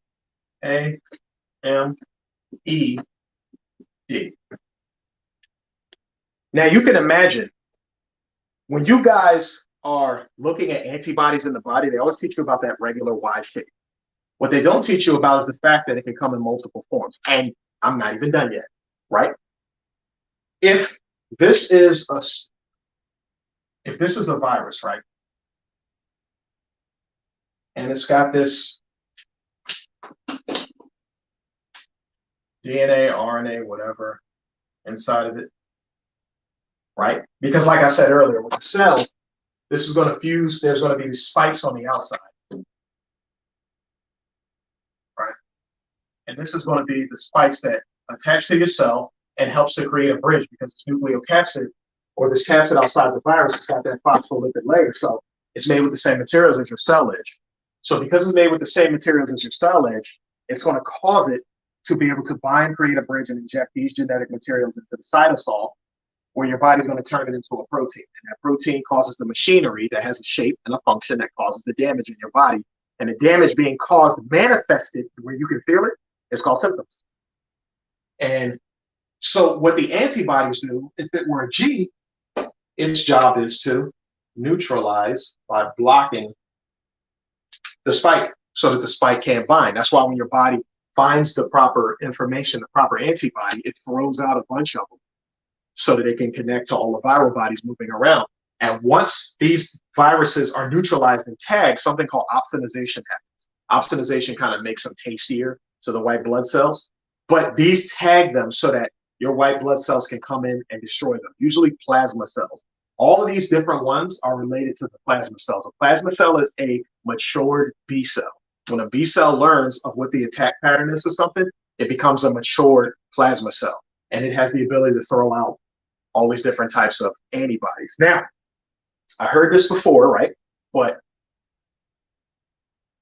when you first get a virus, listen to me closely. IgM elevates first. IgG is the most abundant and comes second. So when you have gotten, I don't care if it's COVID or anything, any virus you get for the first time, IgM will express high on your test. If you've already had it, G will express high and there won't really be any M. That's one of the ways they can tell. If it is a something that causes anaphylaxis, which is a strong reaction which restricts your airways, IgE is involved in it because there's some type of allergen that your body doesn't bind into real well. So what happens is whenever you get inflammation from protein coming with a bad reaction, what's going to happen is your capillaries, which is like a blood vessel where blood travels through, it's going to expand, it's going to dilate. When it dilates, it becomes porous. So a lot of fluid leakage happens into the area. So if the fluid leakage is happening into respiratory areas, which is what IgE deals with the most respiratory locations, then what's going to happen is when it starts to leak into that area, it's going to leak into the area and it's going to cause more inflammation because there's more things to cause friction. It's also going to cause blockages in that area because there's a lot of fluid in it, making it real hard to breathe. What will eventually happen is you'll get these cytokines coming out, which will cause the actual tissue around to swell. When that happens, now you restrict the airway. So you might have wider capillaries letting fluid leakage come in, but you're getting a restriction of the airway. And a restriction of the airway is anaphylaxis, and that's why you can't breathe. That's what IgE is about, okay? Now, you see how IgG has that? Now you got to think on how bad the body really is when it comes to this defense thing. You got viral particles multiplying and running around everywhere. You can catch them faster if you double your efforts. So you got the dimer, IgA, which now, obviously, if there's a virus here and there's a virus down here, and the dimer sits in the middle, it can stick to both of them. Block one on one virus and block one on the other. You get an IgM, the pentamer, the one you want. Obviously, I said this expresses highest when you first get something. So when you first get it, the fight ain't that great. So you bring in the big guns for it. So now you got this pentamer-shaped antibody sticking to mad viral particles at one time. It doesn't happen the next time you get it. Next time you get it, it's just IgG because we know what it is. We just throw a bunch of IgG out there. You see what I mean? So this is where the difference comes in at. So the key of these antibodies is to stick to the spikes of the virus, which is a neutralizer. It's neutralized because it's like blocking a shot from the basket. It's trying to come up to your cell and stick. And you get this antibody that comes in, blocks it. Now you got a virus bouncing around with antibodies on it. It can't stick to nothing. And because it's got the antibody on it, it's a trigger for your white blood cells to come gobble his ass up. Denature the protein, because remember, when the white blood cells eat them, there's a certain space inside the white blood cell that starts breaking the protein down. And when it's broken down, when it no longer has the shape, it's called denature. It's not because the pieces of it are missing, it's because the shape has changed. Where there's no shape, there's no problem. Okay? So you denature proteins, you denature the problem. You don't necessarily just say it gobbles it up and it stays whole until you sweat it out and all that. No, it denatures it. It breaks it down inside of the body. White blood cells digest too. Okay? What's the other part? Does the level of defense depend on your nutrition? Why? Yes, because remember, red blood cells, white blood cells come out of bone. Whenever you eat a very acidic diet, which is where the whole alkalinity thing came from, very acid diets that don't have a lot of alkalinity and nutrition in it, your body has to, because think about it, acids have to be buffered with alkalinity. Your bone is made with a lot of alkalins in it. You know, you get your calcium, phosphorus, so they get leached off your bone into your bloodstream to buffer the acid. You do that long enough, you don't have a lot of bone crystal left. That's osteoporosis. Also, eating a lot of acid erodes the marrow inside your bone. The reason they call them B cells and T cells is because T cells mature in the thymus gland. B cells come from bone. If there's nothing in the bone and the bone has been denatured, you can't make more white blood cells. Hence, people have that problem. This is why more people die with higher age, because higher age is not about the fact that I'm older. It's about the fact I've been doing wrong things for too long. That's why some people 80 catch it and they're good, and some people catch it 80 and they die and they get really sick. Some people treated themselves good or had the proper defense. It's a multitude of reasons. And then there's some people who just got older and kept doing the same wrong, bad thing. They erode all the bone. They block up all their channels. Their blood pressure has been high for so long that their heart is weak. So they're not even pumping the proper magnetic field to set the electric field correct, which means the electricity is downgraded. And then the digestive has slowed down. So it can't even pull nutrients the way it's supposed to. The pancreas can't break down carbs well because you got a pancreatic issue and you've got diabetes. So your sugar levels are high. So you're always stressed, which causes more heart problems, which means you can barely get an electrical field going in your body, which means your energy is low or stunted, which means you can't do as much work inside and outside your body because of low energy, which means when the energy is required to fight a disease, you don't have much of it left. And you started that when you were young, you worked it up to the point where you were old. You blamed it on the number of age instead of the number of years that you were doing things wrong. The purpose of good nutrition, exercise, and all that is to maximize health. It doesn't guarantee anything. Everything is maximization. And we know if you maximize health, there is a very good chance that when you get older, you won't have the problems other people have. And keep it as simple as walking up and down steps, carrying grocery bags. You get relatives who say, I'm too old to walk up and down steps. Huh? Come on, man. Yeah, antibodies make it hot, but there's different types. Now, here's what I have not mentioned yet. If we zoom in on the antibody, and I'm doing this the simple way because this can be broken up more. If we zoom in on the antibody, there's a tip right here at the edge of the antibody. And guess what about that tip? This is the part where I told y'all, I never deny the fact that it has a lot to do with shapes. Because at the edge of these antibodies, the shape can be different. So even though you got the y-axis channel and this has 5 neutralizing portions on it, it actually can link 10 different issues because the different sides of it create shapes. The shapes are because, again, I told people this in the past live stream. The virus is the lock and your body's trying to figure out the key to stop the lock from being binded with the wrong key. We can call that key the edges of your cell, right? The spike proteins coming up is trying to stab into the cell. You can either put a neutralizing antibody on it so it can't, or your body figures out what the shape of that problem is. Because the only way the antibody will fit correctly on the edge of that spike protein is if the shape is correct. So if the shape is correct, when your body finds the shape, that's your T cells. They come around, they searching. Sometimes the cells got compromised and it took a piece of the virus and stuck it on the edge of the cell and said, yo, white flag, I'm being destroyed inside and you got to get rid of me. And this is the one causing it. So your T cells come up and study it and be like, I see the shape. Takes that piece, roll on back to the lymph nodes, says, yeah, this is the correct piece. Start multiplying itself. Now there's T cells everywhere, T helper cells, right? B cells get a hold of that info. B cells become plasma cells when they become wise, so to speak. Now the B cells are the plasma cells because they get information, and they're the ones throwing off all the antibodies because they're the attacker. They throw off the antibodies with the proper shapes in them. Those shapes stick correctly so that it doesn't come off, and those shapes tag it for those things to get eaten. Because remember, your B cell is throwing all the stuff out. Now it's hungry as hell. It's replicating itself because B cells replicate. It's throwing off all these antibodies, and all the people replicated, all these children it's having can eat. So they go out, they start eating, they start clearing all that crap out. And why are they willing to do that?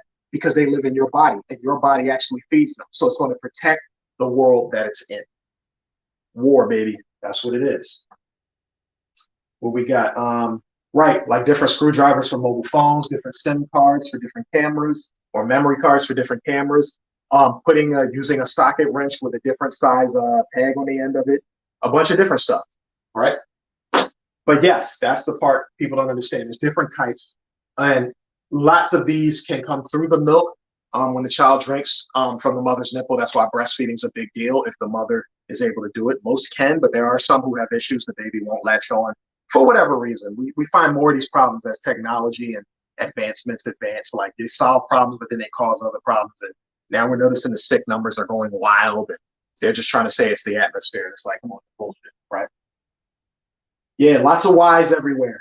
Whys everywhere. And them whys, it's coming around to get them questions answered when they stick to those antibodies. So just remember, game, when we say antibodies, it's different types, and different types can grab onto a bunch. The M antibodies are there present first. When you first get a virus, IgG follows up. So whenever you have the virus for the first time, and you guys go and get your nucleic acid tests or whatever it is you get to check your antibody levels, they're going to determine how much of each antibody exists. If they see E, they know there's an allergic reaction going on somewhere.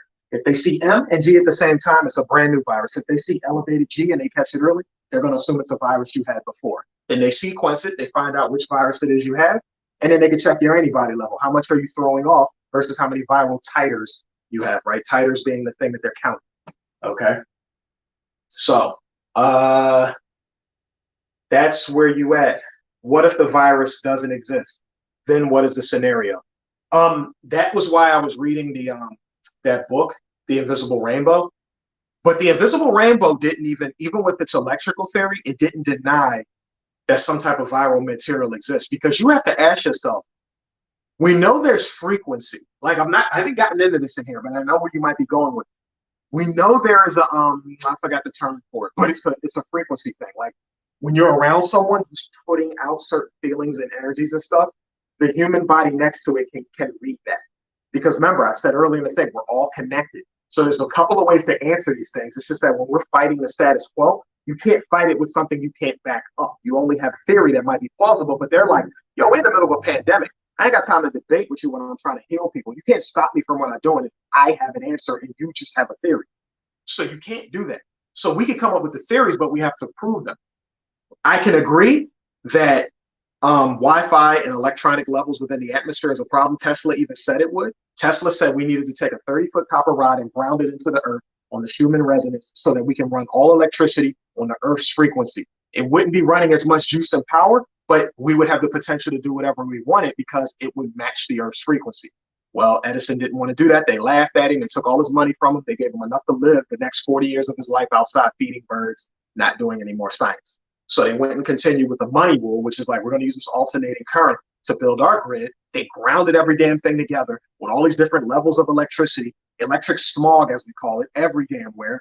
And that's affecting people's bodies on a microscopic level. And because it's felt over years and years and years, and they create laws that say, well, when we check it against one person or a small community and we give them this much and they get perfect sleep and they do this and that, it doesn't really have an effect. But this is the thing. We don't live in that perfect world, right? We live in a world where people eat the wrong thing. You tell us one electric item, you say, don't spend more than this time with it. So they switch from that electric item to another one, and then you combine all this stuff. Nobody's doing the combination science. They're just saying like, yo, for this thing, if you don't do that, then it's grass. It's generally recognized as safe. You see what I mean? Which means in a short period of time, it's not going to cause no problem. It's over a very long period of time where they're no longer held accountable. And there's so many variables at that point. You could have caused yourself to get diabetes, MS, heart disease, high cholesterol, and they could blame it all on that. So you hold off long enough. They used to use this as a business strategy. The business strategy that people would use was create something that would hurt people, but it would take a long time, and make enough money where you would keep profit even if you got sued. See, those are bullshit strategies that they pump into the system. And that's what causes all these issues that happen. It's a strategy, right? Do I know whether the magnetic body analyzers? Well, it's a magnetic field. I don't see why not. But remember, you're measuring when you measure a magnetic field, can I say that that's measuring everything? It could be measuring something that can determine something else, because we know the heart, when it pumps, it puts out a certain magnetic field.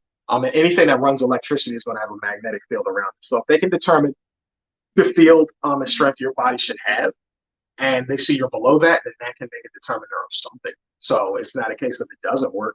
It's a case of it's always a case of, can somebody prove to us something does work, not the superficial thing. It's kind of like the foot baths. Like, yeah, you put your feet in and all these chemicals come out. There's an argumentative counter with that. There's the chemicals that they put in. It will naturally cause anything that comes off of you to turn that color. It doesn't necessarily have to be toxins coming out of your body. The problem is, you can say, I believe this is what they're saying. The question is, can you prove it outside of the person who's using it on you or the thing you bought? And that's up to you. Like, and if it's actually working, then shit is working. Like the whole grounding and infrared thing, they got science. They did a good scientific study on that. What they would do is, they would have you walk in, they would scan you, they would see that there's red portions of your body where there's a lot of inflammation. They would make you ground and walk around on the actual natural ground grass with your feet and shoes off. 30 minutes later, all the red zones mostly turn green. So based on the machine and what the machine was showing, it works. Could it have been they were just walking around breathing in natural oxygen with no stress around them? Maybe. I can make up reasons why, but they're saying the infrared thing actually worked, and there's tons of scientific reasons why. Science has got to be duplicatable, right? So don't hate on the foot baths. Look, I ain't gonna hate. If it works, it works. But like all technology, can the person using it prove it? Like if you say it's working for people, you can say it worked for me. Cool. I can't deny that. If it worked for you, it worked for you. Another person got to try it. Another person got to try it, because one of the three acceptances of scientific theory is, do the people believe it actually works, and can they prove it? So you start doing it over a large sample size of people. Eventually, that's one of the reasons you're going to say it's true. The second thing is, do the doctors who created it approve of it? Okay, they do. Then the first one is the science duplicatable? And for what situations, right? Is it that combined with other things? And then we could say it's the other thing. You start getting into all this math and studies and stuff like that. It gets really complicated. So it's up to each person to chase down that rabbit hole and determine what actually works and what does not work.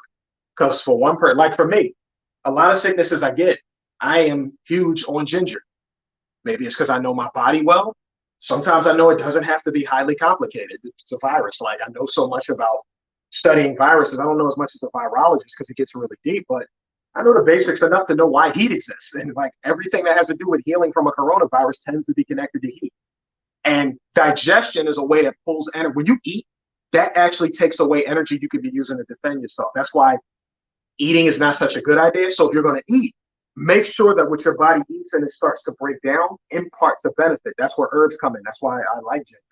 I'll eat the ginger and my body will try and break it down, and it will release a serious vibration of heat like cayenne pepper. And what that does is your body was trying to use the energy to generate heat, but you gave it heat. So it's like it added more to itself than took away when it digested. So I put some heat in my body. It takes 30% of my energy to digest it, but it would have took 50% of my energy to create the heat I need. So by eating the herb, I gained the 20% difference. So I create the heat anyway, and I take pressure off my body. And that's helping me get my body where it wants. My body's trying to raise my fever. I start hitting it with blasts of heat before the fever gets too high. I get my heat up higher than the virus replication point, and eventually the amount of heat I got in it overwhelms the virus and feeds your body's proteins up so much that it replicates white blood cells and T cells and fights the virus so fast, it's diminishing the virus faster than it's growing. So I use the heat to get ahead.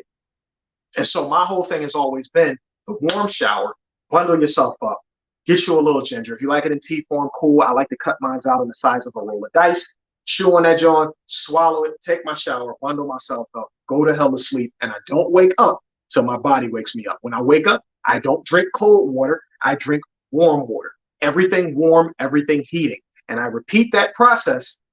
Usually within a day and a half to 2 days, the problem no longer exists. That is the most common way all forms of coronaviruses have been healed from me. Cold, flu, corona, all of it. Same damn pattern. Other people use way more different stuff. Like a lot of people like know with corona here, they need to get their herb and mineral game up. That is pre-gaming. You pre-game that. So when you actually get the disease, like for instance, people think they can wrap themselves with vitamin D when they catch corona. You can't. It's too late at that point. The reason you catch corona and go through hell is because the vitamin D level was low. Pushing it up after catching it doesn't change that. It changes it for the future if you survive. So you have to raise the vitamin D level so you have the full integrity of the system before the virus comes in. Vitamin C is different. It's water soluble, which means you can get it into the system quickly while you have the virus. Vitamin B is the same way. I need energy. Vitamin B chain, vitamin C chain is water soluble. Takes about a half an hour for a decent amount of water to work its way through your system. If you got vitamin C in it, because it's water soluble, the vitamin C will start to react quickly. That's why when you go to the hospital and you're real sick, they put it in an IV. IV goes right in the bloodstream, which means there is no digestive pattern, creating that 29-minute difference. So you get it right away, right into the bloodstream to get the instant reaction to the vitamin D. That's not happening with vitamin A, D, E, and K because they are fat soluble, and you do not have a fat IV. So that's that, right? Right. That's why KT talks about the sun, because the sun gives you all of the frequencies and the radiation necessary for biological life to survive. The light is the most important thing. The light is the information. We think information is words and books and stuff like that. The information is the frequencies. The frequencies of light impart information to the body. The body does not speak the language we speak. The body is about averages and survival to keep you alive so that everything that makes it up keeps going. And everything within you, from small to large, works in that same capacity to keep things going. If you overwhelm it with something from the outside to the point where the inside can't handle it, you get symptoms, you get sick, and you might get death if you don't do something about it. So it's averages. It's always the same every single time. It's much simpler than people think it is, but because of all the philosophies and things in the society, it gets harder. You start with the basics on how to heal certain things. There are some things more complicated. You get bitten, your ass get rabies, I'm telling you to go fuck to the doctor and get that damn vaccine. Because within 2 weeks, your ass will die. And that is in the 90% range. Ain't nobody that I know. Now, I haven't done a study. It might be somebody out there like, yeah, all the doctor do is use this. You catch rabies, you put that in them and they chill it. That probably exists, but I'm just telling you where my info stands. I don't really study rabies like that. I'm studying a lot of other stuff, but I have not studied rabies like that. And I know with rabies, the percentage is higher than Ebola if you let that shit keep going and you don't do nothing about it. So as a standard pickup, Ebola is a really big deal. Black plague obviously was a big deal. Measles here and there. Polio is a little rough. You're just hoping that you don't get polio into your nervous system because that's when that goes to hell. And that's percentages. So as usual, high immune system, but to not, polio's weird because it's like the vaccine hurt people. They got a history of that, especially with the Qatar incident. But then at the same time, if you catch it and you're unlucky and it goes into, you get paralytic polio, and shit goes into your bloodstream. So those are classic examples where, you know, the scientists got their thing going for them, right? And we got our thing going for us. But like I said, when I was driving in the Uber earlier and I was talking to somebody, what makes it difficult is science can guarantee their results. You know, I give you medication, I guarantee it'll bring your blood pressure down. Over 20, 30 years, it's going to start hurting kidneys. They don't usually talk too much about that. But that's the truth. It says exactly what it's going to do. Holistic stuff, people aren't sure. But for some reason, in majority of the circumstances, it works and you don't get any crazy side effects or craziness from it. When people know what they're doing. Like, hey, you got pancreas issues, we're going to give you some chromium, some vanadium, we'll get some cinnamon up in there, and we're going to get you exercise, and then we're going to eat natural sugars only, but we're going to keep it to a minimum. We're going to get you a lot of green food. And the person's blood sugar starts to recover. We got a pretty good holding on that. Majority of the time that will work. The problem is in every single circumstance, like diabetes type 1, probably won't work. So you got to pick your side.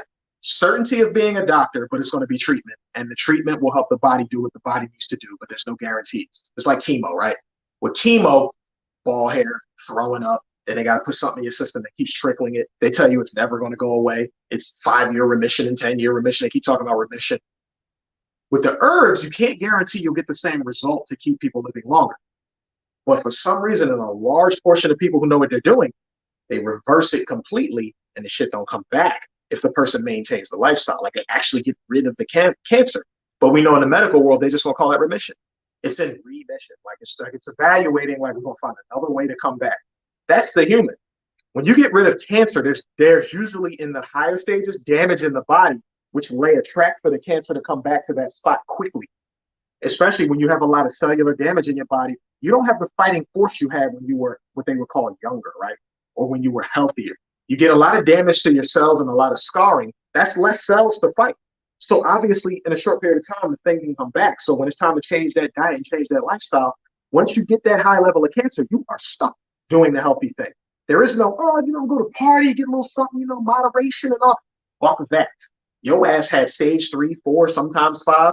Your shit is done. You need to maintain that healthy lifestyle for the rest of your life. And that's just the way that goes. Ain't no, I can get all the way back to where I was in the very beginning.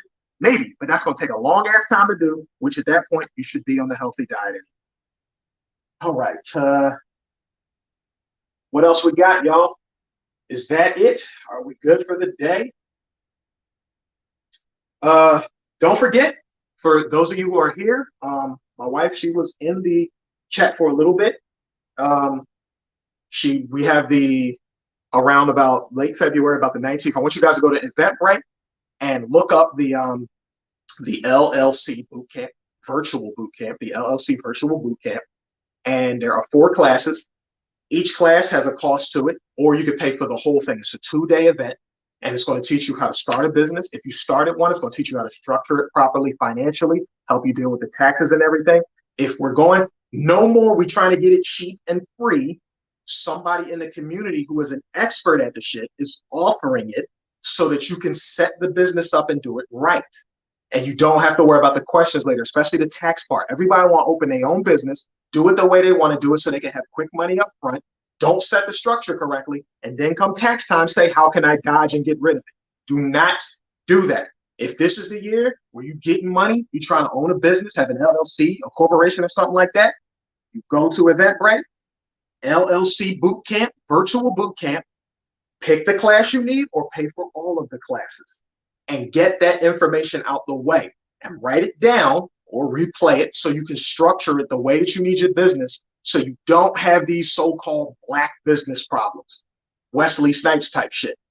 You get all this money and you be like, oh man, I finally made $100 grand a year and I owe 60 in taxes. Yo, I'm gonna just talk to everybody till somebody can save me my money. And most of the time you find a gimmick and that gimmick bites you in the ass later on. You save taxes now, 3 years later, because the IRS like to let shit stack. They let you feel like you got your shit together, and then eventually they pull the rug out from under you. So don't do that. If you just need to get the taxing part out the way, she got a class strictly on tax structure. So do that part. Do whatever you need to do so that later on, we're not another year down the road where everybody talking about, oh, black business, not this and not that. Let's not do that. I got an expert standing right next to me. I utilize her. Y'all utilize her. And if y'all are experts at something, let's get this shit in a circle so that we can get the proper info out. So when we all talk and we know where to refer people and what to do, we get it right. Okay. Oh, she got a discount on it. She put that in the chat for y'all. So 10% off if y'all use the code BHM for 10% off. If you have the link, Davida, put the link in the chat. They can go straight there. Let me see who's in 22 in the room right now. All right, good. Y'all are in the room right now. So do this, family. You would definitely be supporting me because you're supporting her. So, the support is right there. This stuff, y'all already know, y'all don't pay for this stuff. Like, we're going to rock because we got to get that health right. So I'm always running my mouth about the health. But when y'all running that business, damn it, yeah. PCR test is the magnifying procedure, actually a test. And the polychain reaction test, it's like the sensitivity test. XNA, when you do that test on the XNA level, it actually can help amplify the signal on that. But amplification was the issue that we had when they were running these tests early in the pandemic. What they were doing is they were amplifying too high. Like when you amplify too high, you're going to find something in there. And that was the issue that was going on. Like, it's a certain amount of cycles that reaches a decent threshold. They were running them cycles over 35 and 39, and that was making it too sensitive. So it's, that part gets crazy, right? So there y'all go. Yeah, she's got the link in the chat. Hopefully I'll see some of y'all in the building at the Llc Virtual Boot Camp. There's a lot of bad information about LLCs going on around. So y'all see I'm promoting kind of hard because I don't, like, even when I have just like her event, like when people are asking me to schedule another health event, and now I'm looking to do it because I feel like now that people are not as scared about COVID anymore and they're ready to do it. But I want y'all to treat this the same way. I want y'all to treat this like, all right, this is a part of that chain of, like, it's like having a mechanic. You got to have that financial planner. You got to have that doctor. You got to have these bases to keep everything flowing. And remember, she is CPA. When y'all make money, she make money. So why does that not work out, right? If she makes sure that you save money on taxes and build your business, then that becomes greater business for her and becomes more money for you. So why would you not want to do that? That's the way that works. People think it's like a lawyer where it's like, man, I know I need to protect myself in court, which people worry about it after they get caught. But in this case, this is something where you can prevent us being caught up in them goddamn tax issues that everybody get caught up in. And then at the last minute, they want to act like they can get a refund. You can plan that in advance where you can maximize everything. And she keeps up with the trends of the presidents and the changes in the laws because she has to. So you're going to always be up to date on those things too. So it's a really big deal. It's only because being next to a wife who knows finances, you see a lot of stories of people who have fucking tax issues because they'll get her and then they'll go ask somebody else how they can get more tax money when she's being straight up. There's no gimmick and no game. She don't get money by y'all, cheating on damn taxes. That doesn't turn into more money for her. It turns into more money for you. She's just trying to earn what you gave her. So y'all get how that is, right? Peoples, any other questions? No other questions? We're gonna rock out. Every jurisdiction have different criteria for the number of scans. Yeah. But at the end of the day, we dealing in the averages, right? The testing issue was what got the HIV thing into a lot of trouble. They would do a sample test and they would run it through all these databases across the world, and more than 50% of them shits was wrong. I have this big ass statistical book called HIV, Opioids, and Diamonds, or some shit like that I read a while back. And the math in that, John, like, it gave me a damn headache because you're not reading a story, you're reading a lot of statistics in the beginning. So it wasn't a fun read, but I read it to get the point across. So, all right, squad, y'all look like y'all are good. So, drink my pure New Zealand water, and I'm ready to rock out. So, thanks for coming through. This video will be available for those who did not catch it, and I can tell by the view count, a lot of people catch these things later on. Haven't quite figured out the sweet spot for everybody coming in the room. But thank you guys for coming through. Make sure you keep an eye out on Urban Nerds Worldwide. Make sure you go to the link, the Llc Boot Camp link. And right, exactly, Moon Rocker. Make sure y'all, you're going to be hanging out with KT. So if you go and look up XNA right now, you can bounce some ideas off him because you're next to somebody who actually brought it up. So you're next to him. You can pick KT's brain about it, because when he does when he finally goes in on it, I'll do the exact same thing. All right, that's right, that fresh Urban Nerds Worldwide gear. You got that Urban Nerd Worldwide gear. You get that Urban Nerd health info to the point where you're talking swaggy to the doctors. You might not be a doctor, but you can swag out a little bit, and then you're gonna run that business and you're gonna run it right. You're gonna head up to Llc Boot Camp. You're gonna do that thing. So support whatever way you can, but support this in a way where you support yourself, because when y'all get greater, we all get greater. And whatever the media says, we're a totally different group from that, right? All right, peoples. It looked like y'all good. So I will catch y'all in the next one. Big ups. That's right. RTP squad. Forrest Wilson, I'll see you in the building. Thank you. Moon Rocket. I know George was in the building earlier. Black Voltron, as always. The human and electronic advertisement board. he hitting it. I really appreciate Black Voltron. So yeah. So thank you guys for coming through. I love y'all. I'll get at y'all in a little bit. And see what else I can pull out. I need to get y'all like one of them really well graphic design animation videos. So we did the whiteboard, and then we did all the talking. Next time we get y'all something flash and flare. All right. Cholecalciferol B cells come from bone. Yes, B cells come from bone. Cholecalciferol is the technical term for vitamin D3. They also, if you look at your blood test, it says 25 hydroxy. I think it's actually extended. It's 25 hydroxy cholecalciferol. I think it's the same thing. It's an extended version of the same name. But yes, and remember, there's vitamin D1, 2, 3, and I think it's a D7 or something like that. So keep that part in mind. But get your sunlight. Get your sunlight. Y'all be all right. Later, peoples.